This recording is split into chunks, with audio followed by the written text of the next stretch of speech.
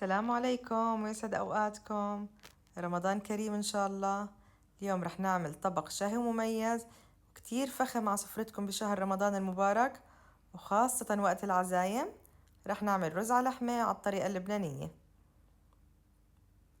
أول شي عندي بسلق اللحمة، بنزل بالبهارات الصحيحة على شوية زيت، بحمصهم شوي، بعدين بنزل ببصلة مفرومة فرم ناعم، بدبل البصلة، بعدين بنزل بقطع اللحمة. بتستخدموا القطعة اللي بتحبوها، أنا استخدمت قطعة كبيرة من كتف الخروف.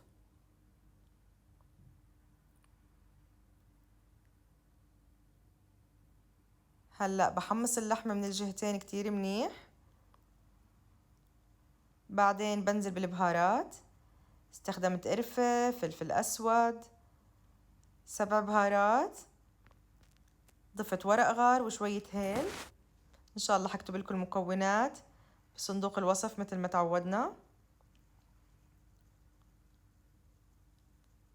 بضلني أحمص فيهم عشان أخذ كل النكهات الطيبة، تكون نكهته مميزة لأحصل على هاي المرحلة.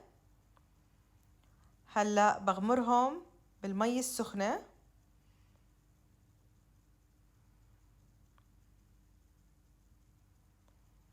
تقريبا بسلقهم لمدة 1.5 ساعة لتستوي اللحمة تماما.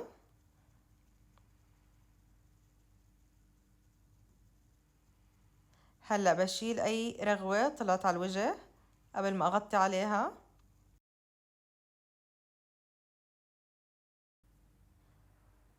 وهيك بعد ما استوت عندي بملحها. شايفين ما شاء الله لون اللحمة لأنه حمصناها منيح. هلأ بشيلها وبعمل خلطة عشان أحمرها. بحط شوية زيت زيتون ورشة فلفل أسود مع شوية كركم عشان يعطيها لون حلو.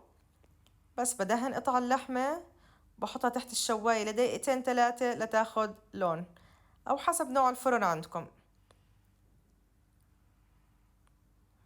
الرز هون عندي نقعته، رز حبة طويلة بسمتي. هلا ببلش أول شي أحمص المكسرات، بحط زيت وسمنة وبنزل بالمكسرات اللي بحبها. أنا استخدمت لوز وكاجو.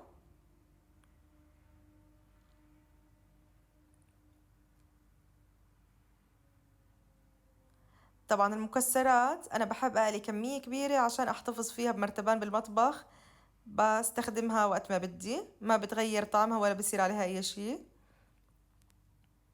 هلا نزلت بالكاجو،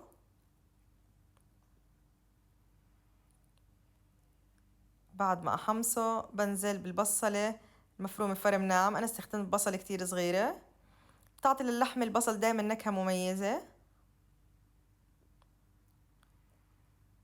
نزلت بكمية اللحمة المفرومة اللي عندي، بعدين بس يتغير لونها بنزل بالبهارات. حستخدم نفس البهارات اللي استخدمتها لسلق اللحمة، قرفة، فلفل أسود، و7 بهارات.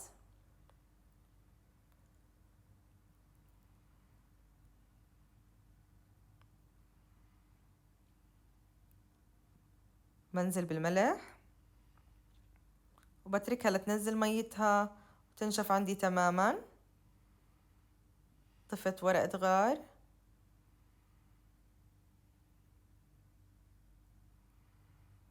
ورشة هيل مطحون. وهلأ بعد ما استوت عندي اللحمة تماما نزلت عليها بالرز. بقلب الرز مع اللحمة دقيقتين 3، بعدين بنزل بشوربة اللحمة اللي سلقنا فيها اللحمة لتغمرها تماما.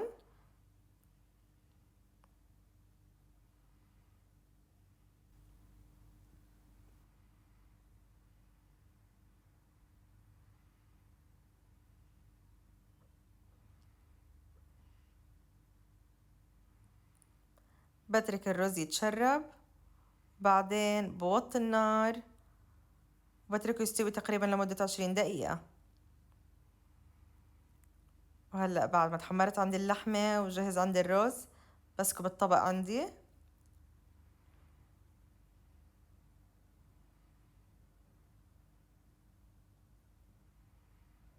شايفين ما شاء الله كيف الرز مفلفل ولونه كتير حلو ونكهته جدا شهية.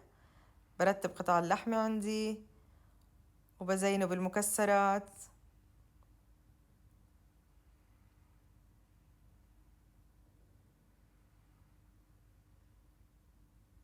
أنا متأكدة لو جربتوه حتحبوه. وإذا عجبتكم القناة ما تنسوا الاشتراك وتفعيل الجرس عشان يوصلكم كل جديد.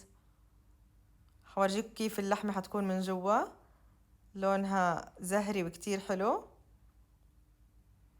ودايب ذوبان.